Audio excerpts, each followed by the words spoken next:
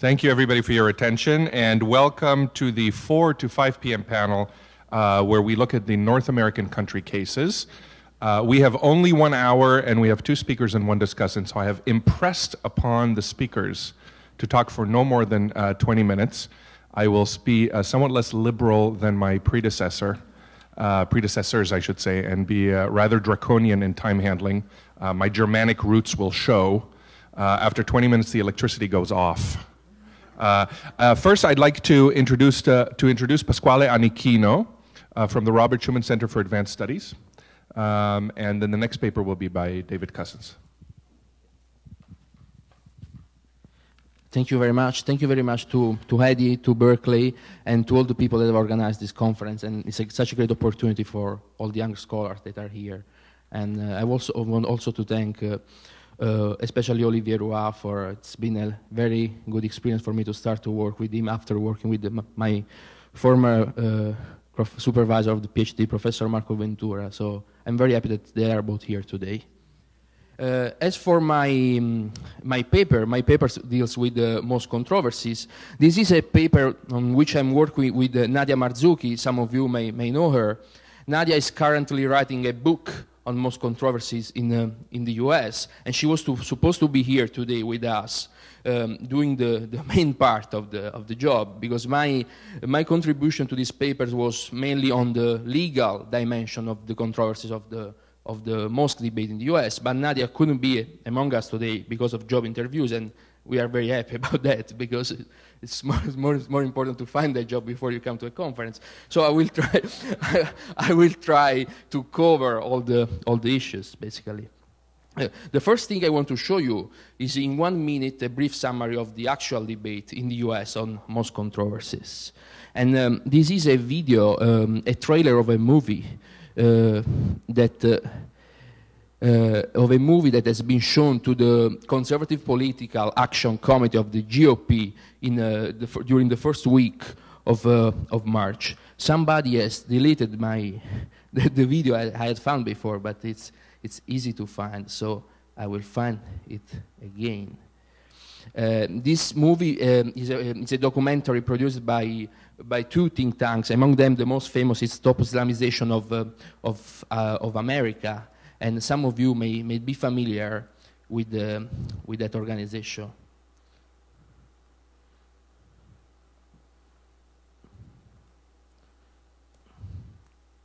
So this is it. Some of you may have already seen it, some of you not, and this is the trailer.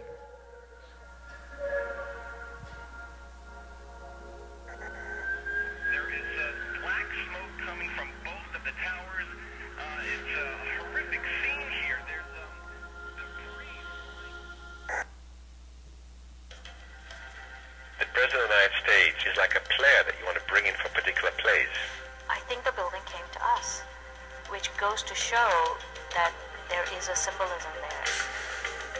In Islam, I don't think one can minimize the importance of symbolism. And this is one mother of a symbol.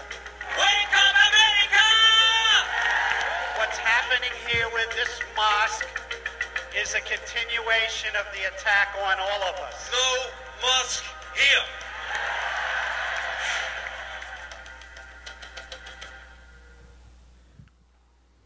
Well, as you can realize, you have quite discrete pictures of all the actors that are involved in the debate and all the main arguments that surrounds the most controversies in the US. What I want to do in the next 16 minutes is to go to 3 main questions. Is where are we now? How did we get to where are we now through the analysis of a political debate and the legal debate, and then in conclusion to see where we are going.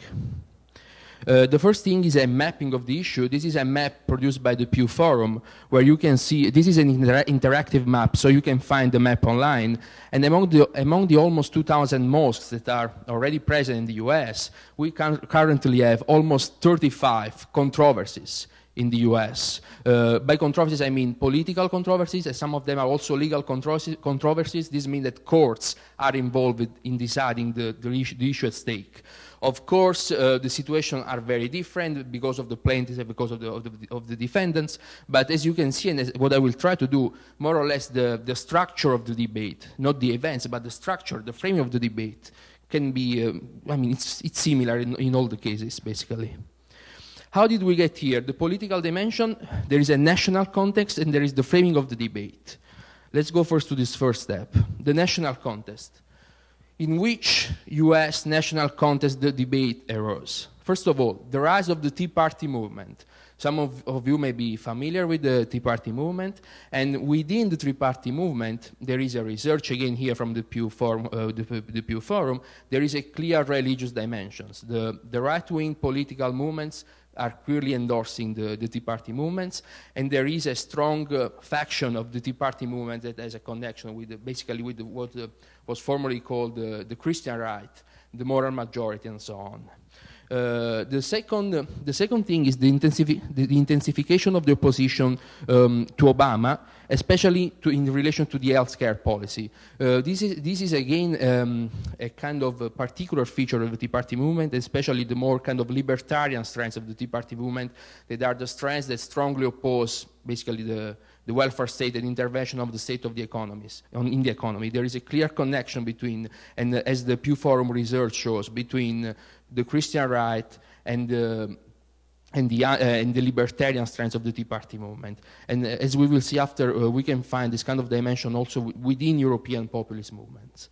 And the third thing is the spread of discourse about the Christian roots of American identity and the threat of that foreign civilization represents the survival of America. And we can see this especially in the anti-Sharia amendments proposal that has been proposed in many US states. The framing of the debate of the most controversy is easily summarized by one sentence. It's not about rights, it's about what is right. What does it mean? That there is a clear kind of schizophrenia between the legal and the political context. Because as we will see in the following slides, the legal dimension of the debate is quite clear. It's quite easy to say that there is no legal issue there, but there is a big political issue indeed. There have been several approaches. The first approach to the debate is the religious freedom approach. This is well summarized by the Welton Geddy, from this quote from Welton Geddy, this is the president of the Interfaith Alliance. How do we approach the issue of building a mosque? For Welton Geddy says, in my experience, any sentence that begins, we recognize that this is a religious freedom issue, but is usually followed by an attempt to circumvent the guarantee of religious freedom on the basis of discomfort and bigotry. To oppose this project because Islam is involved and Muslims are sponsors of it, it is a violation of the religious freedom guaranteed and protected by the First Amendment of the Constitution. Period. This was Welton Geddy speaking during the New York mosque controversy. To this approach, contrary to this approach, we also have another approach that is the religious freedom but approach. This is Nathan Deman replying to Geddy. There is a difference between rights, which must be protected under the law, and courtesies, the mutual respect and common decency that neighbors owe to one another. Yes, those behind the building of the mosque may have a legal right to do so, but should exercise self-restraint and not do so at this time. So you see that nobody is questioning so far the legal right, but the issue is on what is proper to do, what is right to do, and not what is right. There has been also a third approach that is not focused on religious freedom, but is focused on private property rights. And I think this is a very interesting feature of the debate. And this is represented by the speech that Major Bloomberg gave in New York during the controversy. Bloomberg said, "The simple fact is the building is a private property, and the owners have a right to use the building as a house of worship, and the government has no right whatsoever to deny the right. And if it were tried, the courts would almost certainly strike it down as a violation of the US Constitution." This kind of approach, interestingly enough, is also followed by a strand, a wing of the Tea Party movement that is represented by Ron Paul. Some of you may know Ron Paul is pretty famous nowadays in the US. Well, Ron Paul was in favor of the mosque even if he belongs to the Tea Party movement. So we should be very careful when we kind of attribute some kind of position to a particular political faction or political party. And then we also have to say that there are people from the Democratic Party against the mosque. So it's not only a problem of the GOP.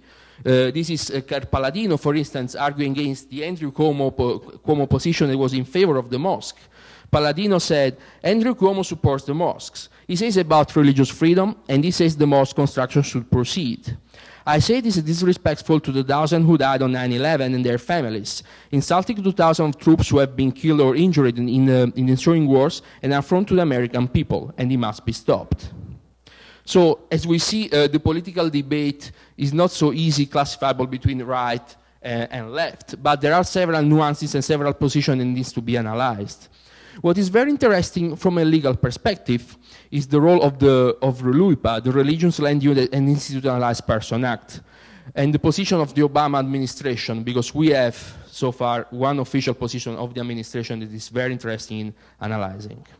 RLUIPA, as some of you may know, is a law approved with a bipartisan and unanimous consent in 2000 to, let's summarize, to facilitate the construction of places of religious worship. And what is interesting in RLUIPA is the Section 2B2. And Section 2B2 of RLUIPA bars discrimination against any assembly or institution on the basis of religion or religious denomination. So this is very interesting for mosque construction because some of the mosque constructions have been clearly barred because of religious discrimination. On RLUIPA and the role of RLUIPA in this debate, we have one official position on the Murfreesboro case from the Obama administration. It's the only one official position of the Department of Justice we know so far, so it's very interesting analyzing that position. And in the amicus brief submitted in that case, the Obama administration tries to answer to two main questions that are very important and relevant for the application of the Section 2B2 of RLUIPA. And the question that the Obama administration is trying to answer are, is Islam a religion? Because in the political debate, what a lot of people are claiming, as we saw in the video, is that Islam is not a religion, but is a political ideology. And if Islam is a religion, then Islam, and therefore mosques, are entitled to the protection guaranteed by the RLUIPA, by Section 2B2 of RLUIPA. The answer of the Obama administration in the amicus brief is clear. The answer is yes, Islam is a religion. I'm quoting from the amicus brief. There is no question that Islam is a religion within the meaning of the Free Exercise Clause and related federal laws. In the amicus brief, you can download, it's available online. The Obama administration is quoting from several cases from the US Supreme Court. Interestingly enough, the Obama administration is also quoting from McCreary County versus Aklu, the position of three conservative justices, Rehnquist, Thomas, and Kennedy. They write in the case, 2005, Islam is one of the three most popular religions in the United States. So the Department of Justice position is clear. There is nothing to discuss about. Failing to treat mosques as a category equally with churches, as a category in the application of its zoning laws, would be a facial violation of Section 2B2 of RLUIPA. So we are in a debate where there are several different political positions with several nuances, and we should be very careful in discussing and debating the political position, because it's not an issue of right-wing populist movement versus leftist elitist movement, but there are people who oppose the mosque from the left, there are people who favor the mosque from the right, as we see in the case of Ron Paul. As for the legal debate is quite clear. RLUIPA does apply to Islam. Mosques are entitled to the protection offered by Section 2B2 of RLUIPA. So where are we going? First of all, there is a competition between the judicial sphere and the political sphere in this debate in relation to the definition of the protection of Muslim Americans and their religious rights. This is a common trend that we have seen in several papers today, this competition between the judicial sphere and the political sphere. And then another very interesting trend is the importation of arguments from the European extreme right in the debate about Islam and vice versa. We have seen it with Geert Wilders' speech in New York, but it's not only that. There are some developments. First of all, because of the judicial defeats, we have had in the US the hearing against Muslim radicalization from Peter King. So again, there is a reply from the political sphere to the judicial sphere. And then we have anti-Sharia amendment laws. So we have to see where these other two elements lead the political debate. But what I find much more interesting is what I call transnational populist networks. What do I mean by that? I mean that, and we have elements here that we will try to put in the paper we hopefully will be publishing, that we have interviewed several people, I have interviewed several people that work mainly with American and European think tanks. And what you see is that there are very important ties and relations of money and of sharing of ideas and paradigms that are going transatlantic.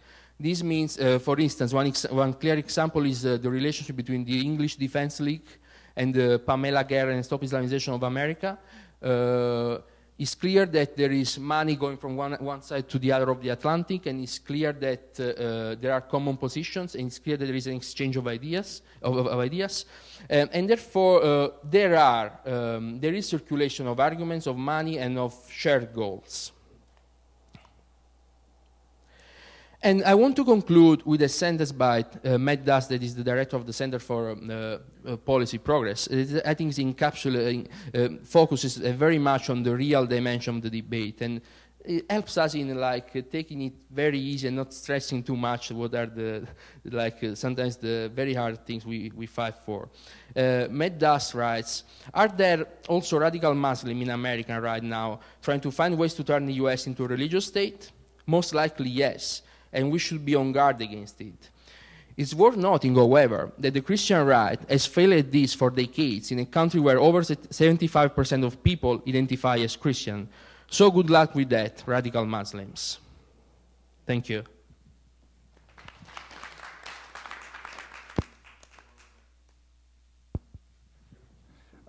Next up is David Cousins from the European University Institute. David, your record to beat is 17 minutes.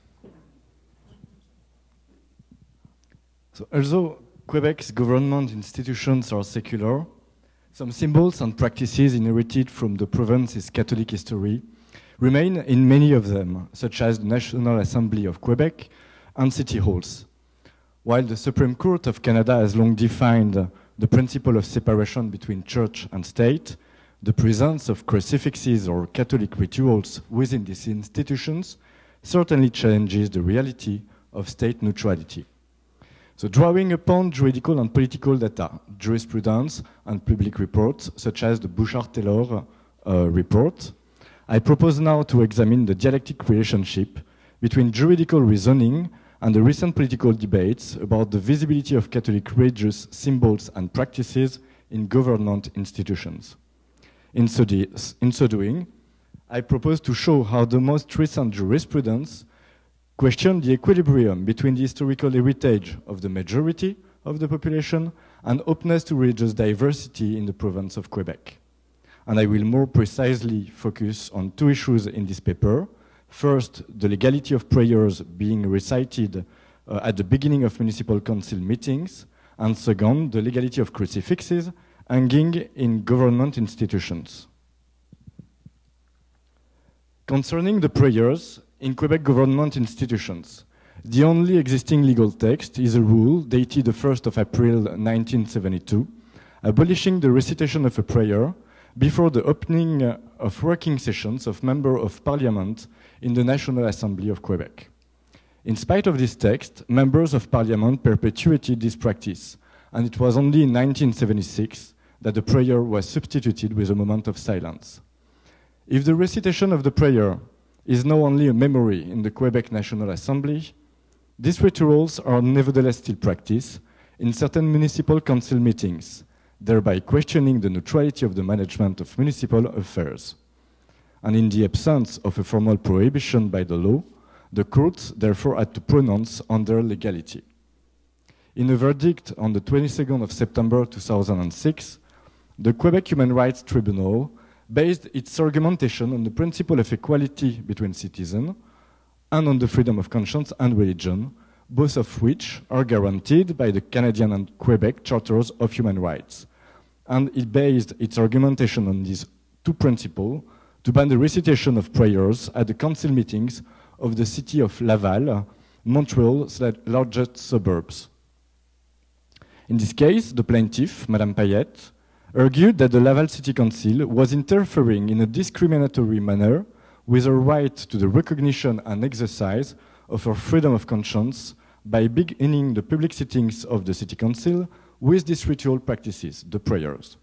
And the Human Rights Tribunal judged, I quote, that the practice of reciting a prayer at the public sittings of the City Council of the City of Laval impairs Madame Payette's right to the recognition and exercise of her convictions as a non-believer, and the right not to be forced to take part in a religious observance in which she does not believe and to which she does not adhere. In this decision, state neutrality is thus an implicit result of the constitutional guarantee of freedom of conscience and religion. In fact, the tribunal added that the recitation of prayers imposes a religious atmosphere and tone that produces a form of coercion contrary to the spirit of the Charters of Right and the dignity of non-believers or people who do not adhere to that religious ideal. This argumentation directly referred to a Supreme Court decision of Canada dated the 24th of April 1985, a decision which ruled that, I quote, freedom of conscience and religion can primarily be characterized by the absence of coercion or constraint if a person is compelled by the state or the will of another to a course of action or inaction which he wouldn't otherwise have chosen, is not acting of his own volition, and he cannot say to be truly free. The public report presented by Gérard Bouchard and Charles Taylor on 22nd of May 2008 during the controversy around practices of reasonable accommodation in Quebec. This report made the government institutions' obligation of neutrality more explicit. The report recalled that neutrality is a normative requirement imposed on the state, thereby limiting the reasons that can be invoked to justify policies adopted. However, the report added that it would be too restrictive to impose on believers whose faith must be expressed in ritual or symbolic practices and behavior a duty of neutrality by avoiding displays of their faith when they use public institutions. Indeed, the report found that the individual and collective expression of freedom of conscience and religion must be authorized in government institutions, schools, hospitals, prisons. But these institutions cannot embrace any of the numerous religious convictions which are present in the public sphere. And for this reason, the report recommended avoiding maintaining the recitation of a prayer at the public sitting of city councils, simply because this now seems to have only heritage value. It argued, the report, that these practices clearly identify the state with a religion, usually that of the majority, and should be abandoned because the appearance of neutrality is a guarantee of the citizens and notably members of religious minorities' confidence in the institution. The Quebec Commission on Human Rights quickly endorsed the Bouchard-Taylor report's position. First, in a letter sent on the 15th of May 2008 to the Fédération québécoise des municipalités and to the Union des municipalités du Québec, the Commission clearly affirmed that the recitation of the prayer at the public sittings of city councils was a threat to the principle of state neutrality. And second, the Commission had to give a verdict on whether or not this practice in the City Council of Trois-Rivières was compatible with the Quebec Charter of Rights. And in a decision of the 27th of December 2008, the Commission ruled that the recitation of the prayers by the Mayor of Trois-Rivières constituted the exercise of a religious practice, which is incompatible on one hand with respect for the freedom of conscience and religion of citizens, and on the other hand with the obligation of state neutrality. With this decision, state neutrality expressly became the ground for the prohibition of a practice qualified as religious. And in a decision dated 9 of February 2011, so 3 months ago, the Human Rights Tribunal judicially reaffirmed this position in a case relative to Saguenay, a big city in the north of Quebec. In this case, which was widely debated in the Quebec media, the plaintiff, Mr. Simoneau, asked the tribunal to convict the mayor of Saguenay, who is on the picture, for reciting prayers at the city council meetings. The plaintiff argued that these prayers were not cultural but religious practices, infringing his right to be an atheist. In framing the decision, after deducing from the text of the prayer, so you have the text in French on the slide, so deducing from the text of the prayer, God guide us, God help us, that the text was calling for a divine intervention in the governance of the city, the tribunal also argued that it would be insulting for the mayor himself to deny the religious character of the prayer because the mayor himself was justifying this practice as a necessary, I quote, fight for Christ. So it is thus precisely because the recitation of prayers is not a cultural but a religious practice that it threatens the principle of state neutrality. Unfortunately, this decision of the Human Rights Tribunal didn't put an end to the mayor of Saguenay's fight for Christ, and on the contrary, the controversy quickly overflowed beyond the limits of the city. In February and March 2011, the mayor collected donations from across the country and decided to appeal against the tribunal's verdict. In the context of an increasing visibility of minority group religious practices in Quebec, and after the heated debates around practices of reasonable accommodation, a number of individuals, Québécois, mostly cultural Catholics, consider cultural diversity an affront to the Catholic heritage and its historical prerogatives. They associate secularism with shared values which would include the secularized Catholic heritage. And while it's certainly difficult to include these prayers in this category, the question is nevertheless asked, and the Quebec Court of Appeal will have to come to a decision before the end of the year. Not only will it have to decide on the prayers, but also on another litigious question, which is the legality of crucifixes in government institutions. This question is also absent from the law, so it was therefore the responsibility of the tribunals to evaluate on a case-by-case basis if the conditions in which crucifixes were installed in government institutions were compatible with the freedom of conscience and religion guaranteed in the Charters of Rights. In the first cases, relating to crucifixes on the walls of the audience rooms of tribunals, the judges didn't directly found the reasoning on the freedom of conscience and religion and on the state neutrality, but on another principle guaranteed by the Charters of Rights, that's to say, the citizen's right to a fair hearing before an independent and impartial tribunal. In a decision dated the 5th of December 1991, the Supreme Court of Canada specified, I quote, that the requirement of impartiality has both an individual and an institutional aspect, and both aspects are encompassed by the constitutional guarantee of an independent and impartial tribunal. Therefore, whether or not any particular judge harbored preconceived ideas or biases, if the system is structured in such a way as to create a reasonable apprehension of bias on an institutional level, the requirement of impartiality is not met. The Quebec Commission on Human Rights, in the decision dated the 21st of December 1994, directly referred to the Supreme Court of Canada's argumentation to pronounce on the legality of a crucifix on the wall of the audience room of a tribunal in Quebec. The Commission ruled that even if there is no discrimination, the presence of a crucifix may limit the citizens' confidence in the impartiality of the Quebec juridical system.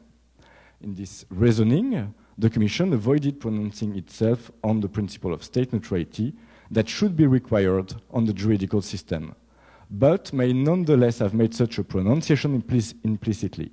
by ruling that it is the requirement of the appearance of impartiality that imposes that certain traces of the religion of the majority must be abandoned. The question of the legality of a crucifix in a city council meeting room, in this case in that of the borough of Verdun in Montreal, was asked for the first time on the 11th of June 2008 to the Quebec Commission on Human Rights. In this case, the Commission considered that the relevant criterion for assessing the incompatibility of a religious symbol with the Charters of Rights was that of coercion. The Commission affirmed that the single presence of a religious symbol in a government institution is not in itself incompatible with the Charters of Rights, unless this symbol acquires a coercive character because of the context of vulnerability of the persons who are exposed to it. And the Commission thereby validated the legality of the presence of the crucifix in the City Council meeting room by considering that no vulnerable person attended the deliberations of the Council meeting. The Commission defined vulnerable persons as captive, young, or impressionable persons. And it can be inferred from this reasoning that religious symbols installed in institutions frequented by a person of this kind, that's to say prisons, schools, or hospitals, could be qualified as coercive symbols incompatible with the Charters of Rights. And the same reasoning was endorsed by the Bouchard-Taylor report in 2008, which considered that a religious symbol, for instance a crucifix, is thus compatible with secular principle when it is a historic reminder rather than a sign of religious identification by a public institution. The report added that a symbol or a ritual stemming from the religion of the majority does not infringe basic freedoms if it's not accompanied by any restriction on individuals' behavior. In promoting such compatibility, the Bouchard-Taylor report proposed a form of compromise which has a number of traits in common with the concept of the secular pact, concept initiated by the French sociologist Jean Bobéro. Using this concept, the secular pact, Jean Bobéro described how the French law on the separation of church and state in 1905 permitted to the state to overcome the conflict between the two Frances, that's to say between the Catholic tradition and the secular movement, by taking into account the old, and notably the Catholic heritage, to build the new. So why transpose this concept of the secular pact to the Bouchard-Taylor report proposal? Let us remember that the Commission was working in a very tense context. The Commission itself recalled that during the controversy around practices of reasonable accommodation in Quebec, accommodations were perceived as one-way processes through which it was always the immigrants who were regarded as the main requesters who won. They were therefore the immigrants perceived as people endangering Quebec's culture and calling into question Quebec's Christian foundations. In order to overcome the conflict, the Bouchard-Taylor report avoided ignoring these popular representations and preferred to integrate elements of the religion of the majority, which can be qualified as secularized elements, into the secular model proposed for the province of Quebec. But at the same time, the Bouchard-Taylor report also proposed removing the crucifix above the chair of the President of the National Assembly, and on the slide you can see the Prime Minister in the Assembly with the crucifix, and relocating this symbol in the Parliament building in a place that emphasizing its meaning as cultural heritage. This proposition was immediately rejected by the National Assembly, which unanimously passed a motion the same day of the report, a motion affirming Quebecers' attachment to their religious and historic heritage represented by the crucifix. Nevertheless, the permanence of the crucifix in the Quebec National Assembly is no longer guaranteed, and the most recent jurisprudence now refuses to consider that crucifixes still hold heritage value that prevails over their religious character. The case dated the 9th of February 2011, relative to the prayer in Saguenay, has been previously evoked. In the same case, the Human Rights Tribunal also ruled that even if the exhibition of crucifixes may be considered a cultural tradition, this does not have the effect of removing the religious character from these symbols, or of guaranteeing that the institution does not impose a particular religious morality.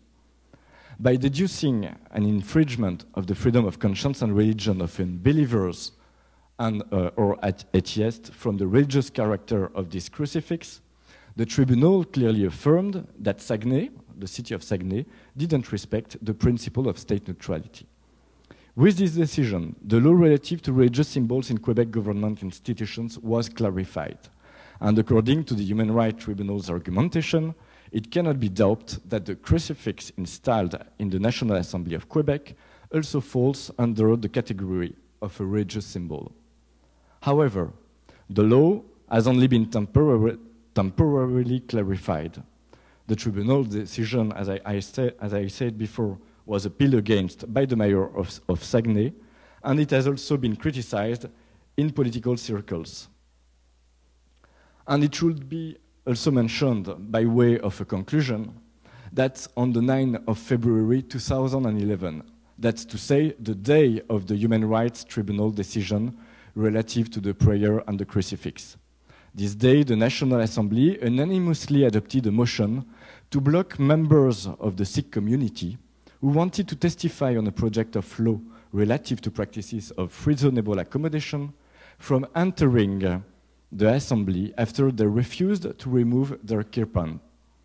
While the deputies justified this motion with security considerations, they also argued in the motion that the wearing of the kirpan in the National Assembly was an infringement to the principle of state neutrality. Two unanimously adopted motions then. The first one, in 2008, relative to the crucifix installed in the National Assembly and interpreted by the deputies as a symbol of Quebec's cultural heritage. The second motion, banning a religious symbol, the kirpan, in the same assembly in the name of state neutrality. And I will finish by arguing that the question of equilibrium between the historical heritage of the majority and the population and openness to religious diversity in Quebec is thus obviously still open. Thank you.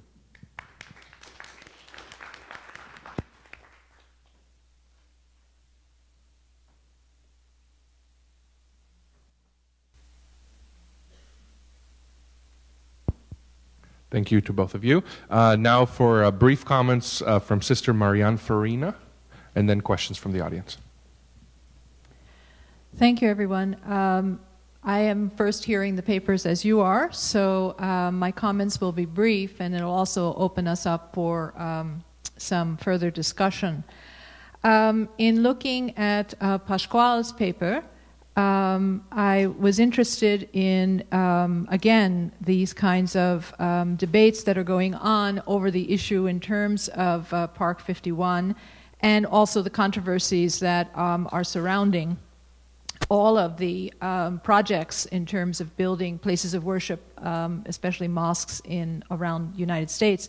I thought it was important in the study that Nadia is doing and you are doing that you, first of all, you're mapping the issues. You're getting the kind of local context of where all of these actors and actions are taking place. That's absolutely important.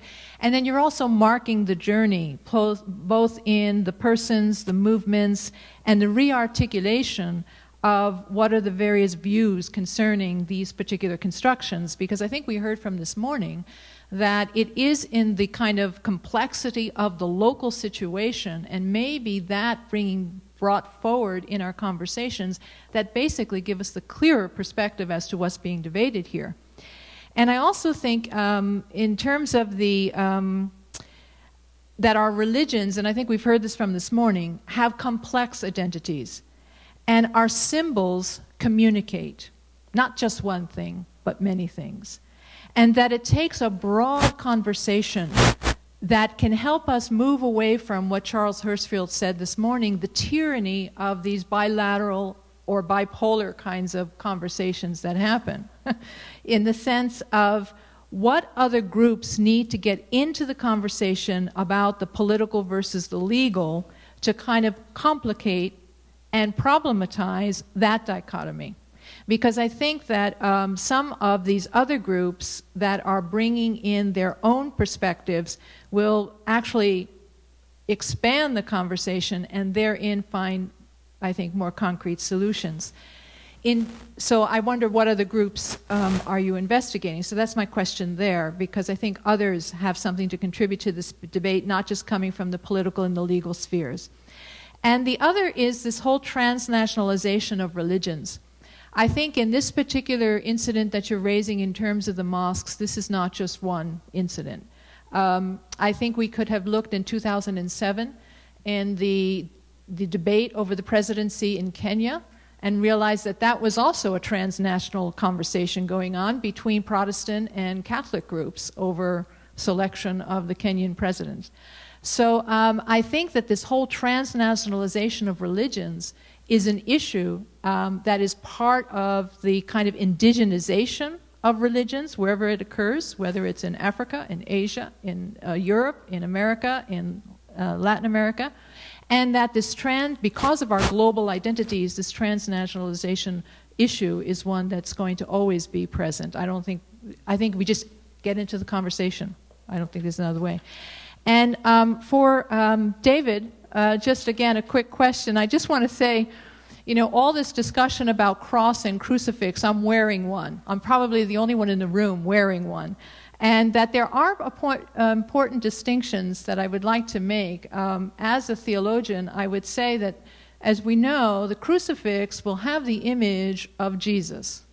Okay, and the cross will not have the image of Jesus. And so we just have to understand those differences. And they really, and this quote that I've been hearing over and over this morning, and I just want to say this, that the crucifix is compatible with secular principles and does not impose a particular religious identity. Oh my God, every Catholic saint is rolling in their grave.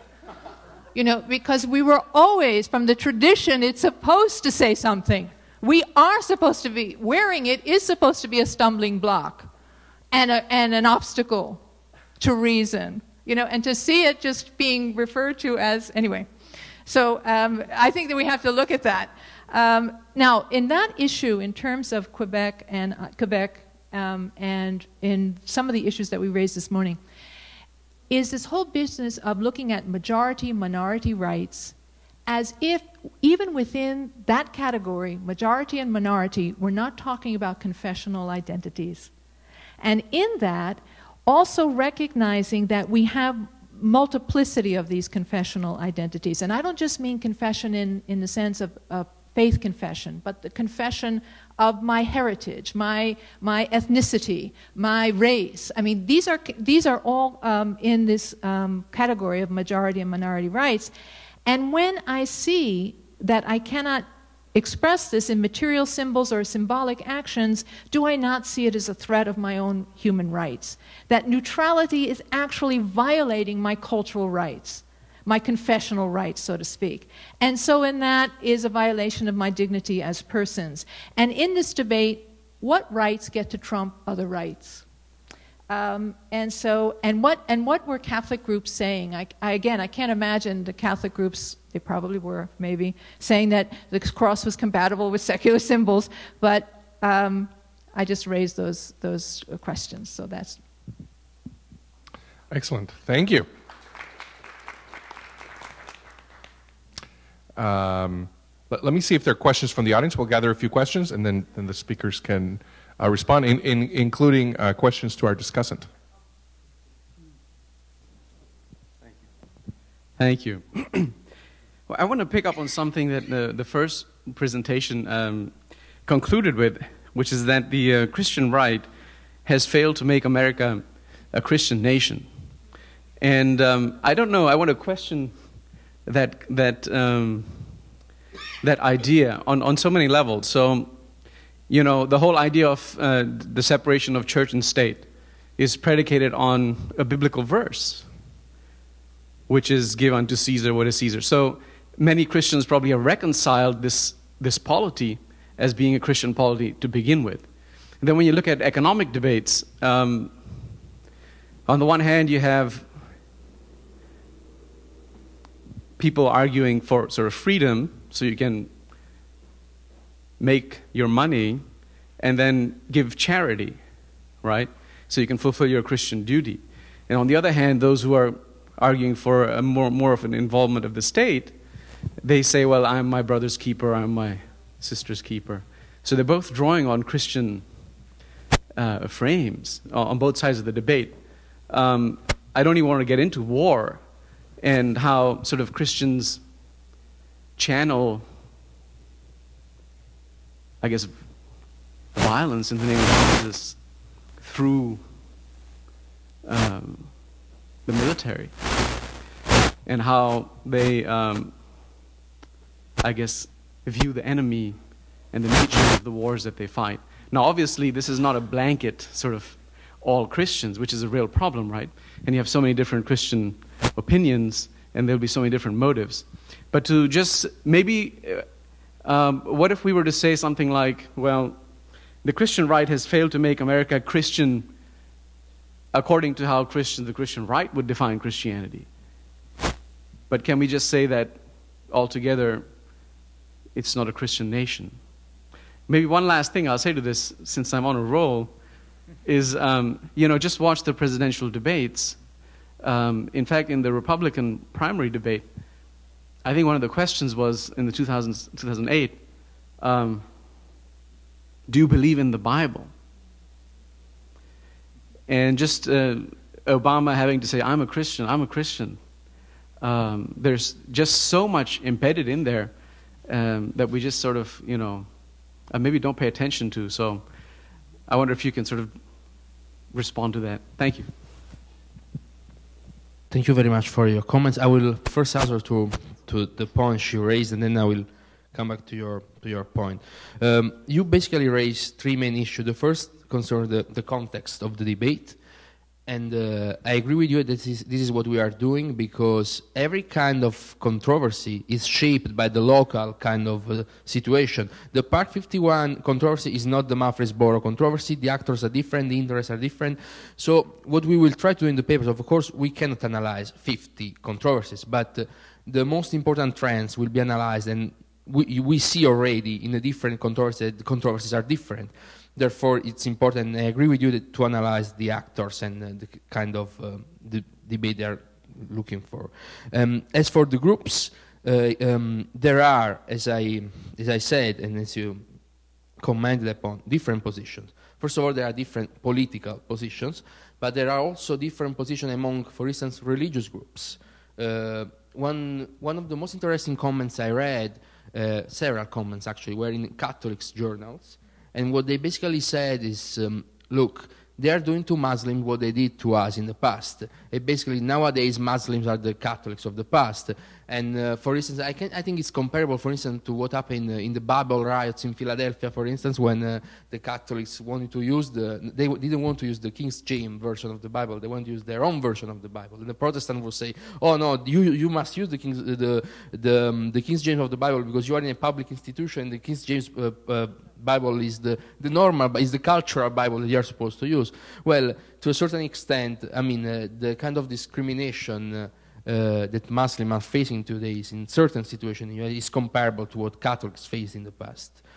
And then the third issue was transnationalization, and I think it's not only, and probably is not the most important thing in this debate, the transnationalization of religion. Religion do play a role, but this is really a transnationalization of politics and interest, basically. And actually is not a very, as some people claim, a very transnationalization of backward issues, but actually they are very modern and very active and very structured political movements. And they are very able to pursue their own agenda. And they share a common, I would say, common political platform. But it's true there is also in certain groups a kind of messianic appeal. in certain groups that are part of this kind of transnationalization network, we can see there is a kind of reference to Israel, and for instance, the Geert Wilders relationship to Israel and the kind of relationship to Israel of a certain organization in the US. It's true that there is a religious dimension in that as well. As for your point on the Christian right, I think that quote from Mehta should be put in the context of the debate, because I totally agree with your point, but I think it's worth also saying that I've been studying the Christian right for a while, and because I think to understand the role of religion in American politics, you should study the Christian right. I mean, it's really the place where you need to start and then to expand your research. Why? Because it's sure. I mean, there is no debate on the fact that the Christian right has an influence on the shaping of American politics and American society. I mean, to me, that is clear, and it is clear especially from the 70s to nowadays. That's clear to me. But, I mean, I think we cannot say that the Christian right has been able in the U.S. to transform the U.S. into a theocracy. Because, I mean, would you say that? I mean, I think that from a structural point of view, U.S. institutions have been able to deal with Christian right. This does not mean that the Christian right has no influence. Actually, Christian right has an influence, but I mean, the most important part of the institution have been able to kind of encapsulate the Christian right within a liberal democratic kind of framework. How do we define theocracy? And let me just make that more pointed. I'm just looking at the way that the recent wars were framed, with this sort of universal, transcendental sort of mission to bring certain values to the rest of the planet. And also, I mean, simple things like, in his Nobel Prize speech, President Obama said, evil does exist. President Bush saying that, you know, I believe freedom is part of every human soul. And sort of an entire sort of, now I realize U.S. foreign policy is obviously very complicated, and this is one part of it, but nonetheless it is a part. And it's a part that plays a big role in trying to convince and shape American public opinion. So can we, I mean, I'll just ask, can we say that, yeah, we're categorically not a theocracy? I mean, technically, I have no doubts that the U.S. is not a theocracy. I mean, to me, a theocracy, I mean, for instance, in terms of structural dimension of the role of religion in politics. But, I mean, again, I agree with you. Also, in foreign policy, to me, it's clear that evangelicals have had a big role in U.S. wars. So, I mean, to me, that is clear. It's clear to me. But I still think that from an institutional, from a structural point of view, this does not mean there are events or specific issue where the influence of the religious right is much more important. But from a structural point of view, according to my interpretation, I mean, let's think about the role of the U.S. Supreme Court, okay? We have the most conservative court in the history of American courts. And still, with those judges on the court, I mean, we still see judgments that are not, I would not categorize them as theocratic judgments. I mean, I think at the Lawrence v. Texas justice in 2003 on sodomy laws, that was a kind of libertarian and liberal judgment, the judgment of Lee against prayer in public schools in 1992. That was a conservative court. Would you say that those conservative justices are installing a theocracy in the U.S.? I think there is no argument to argue that. Do you want to give David? Yeah. Thank you. So concerning the conflict between rights, the question was the domain of the freedom of conscience and religion, because on one hand there is the freedom of conscience of an unbeliever or atheist, and on the other hand the freedom of conscience that includes the collective expression of the religion, the collective expression of beliefs. And it's for this reason that the Bouchard-Taylor report said that we have to allow this collective expression in prisons, in hospitals, in schools. But it was very difficult for the Catholic groups to prove that the dogma impose a collective practice in city councils or in this kind of institutions.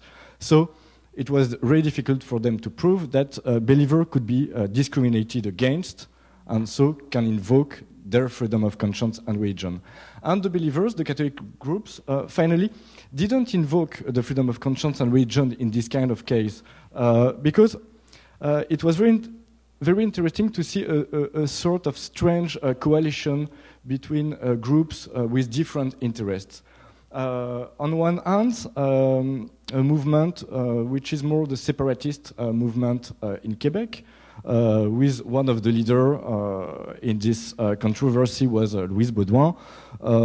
And these people are very the children of the Quiet Revolution in Quebec, so very secularized, most of them unbelievers or atheists, but they they justified the presence of the crucifix in the institution because it's the historical heritage. We have to protect this heritage because it's threatened by multiculturalism, the Canadian multiculturalism that allow the recognition of rights for minorities, but not for us. So that was really their argument. And it was interesting to see that the Catholic group endorsed this conception.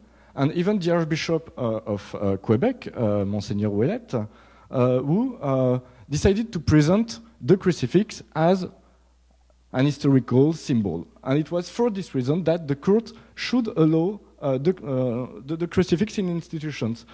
But in the case, I evoked the case of the city of Saguenay, the mayor of Saguenay was not that intelligent. And he invoked his fight for Christ when he was in the tribunal. So in this context, it's not possible anymore to deny this religious character to the symbol.